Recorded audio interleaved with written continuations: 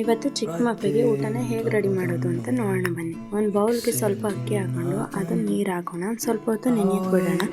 ಒಂದು ಪಾತ್ರೆಗೆ carrot, beans, ಆಲೂಗೆಡ್ಡೆ, ಗೆಡ್ಡೆಕೋಸು ಎಲ್ಲನೂ ಹಾಕಿ ಸ್ವಲ್ಪ ನೀರು ಹಾಕಿ ಗ್ಯಾಸ್ ಹಚ್ಚಿ ಅದನ್ನು ಚೆನ್ನಾಗಿ ಬೇಯೋ ತನಕ ಬಿಡಬೇಕು. ಚೆನ್ನಾಗಿ ಅದು ಬೇಯ್ದು ಸ್ಮ್ಯಾಶ್ ಆಗಬೇಕು. ಅರ್ಧ ಮುಕ್ಕಾಲು ಭಾಗ ಬೆಂದರೆ ಸಾಕಾಗುತ್ತೆ.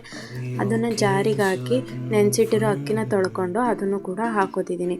ಇದೆಲ್ಲ ಮಕ್ಕಳಿಗೆ ತುಂಬ ಮಧ್ಯಾಹ್ನ ಟೈಮ್ ತಿನ್ನಿಸಿದ್ರೆ ತುಂಬ ಚೆನ್ನಾಗಿರುತ್ತೆ. ಅದನ್ನು ಆಡಿಸಿ ಒಂದು ಬೌಲ್ಗೆ ಹಾಕ್ಕೊಂಡು ಅದನ್ನು ಮತ್ತೆ ಬಿಸಿ ಮಾಡೋದಕ್ಕೆ ಚೆನ್ನಾಗಿ ಕುದಿಯೋದಕ್ಕೆ ಬಿಡೋಣ. ಈ ಥರ ಮಾಡೋದ್ರಿಂದ ಮಕ್ಕಳು ತುಂಬಾ ಇಷ್ಟಪಟ್ಟು ತಿಂತವೆ. ನೋಡಿ, ಈ ರೀತಿ ಚೆನ್ನಾಗಿ ಬೆಂದರೆ ಸಾಕಾಗುತ್ತೆ. ನಮ್ಮ ಮಕ್ಕಳಿಗೆ ಯಾವ ಥರ ಗಟ್ಟಿ ಬೇಕು ಆ ಥರ ನೋಡಿಕೊಂಡು, ನಮ್ಮ ಮಕ್ಕಳು ಗಟ್ಟಿ ತಿನ್ನೋದಾದರೆ ಗಟ್ಟಿಗೆ, ಇನ್ನೊಂದು ಸ್ವಲ್ಪ ತಿನ್ನಲ್ಲ ಅನ್ನೋದಾದರೆ ತೆಳ್ಳಗೆ ಮಾಡ್ಕೊಳ್ಳೋಣ. ನಮಗೆ ರುಚಿಗೆ ಎಷ್ಟು ಬೇಕಾಗುತ್ತೆ ಅಷ್ಟು ಉಪ್ಪು ಹಾಕೋಣ. ಜಾಸ್ತಿ ಹಾಕೋದೇನು ಬೇಡ, ಯಾಕಂದರೆ ಕ್ಯಾರೆಟ್, ಆಲೂಗೆಡ್ಡೆಲೆಲ್ಲ ಸ್ವೀಟು ಇರುತ್ತೆ. ಅದರಿಂದ ಸ್ವಲ್ಪನೇ ಹಾಕ್ಕೊಳ್ಳಿ. ಈಗ ನೋಡಿ ಚೆನ್ನಾಗಿ ಬೆಂದಿದೆ. ಇದನ್ನು ತಿನ್ನಿಸಿದ್ರೆ ಮಕ್ಕಳು ತುಂಬಾ ಇಷ್ಟಪಟ್ಟು ತಿಂತವೆ. ಹೇಗಿದೆ ಲೈಕ್ ಮಾಡಿ.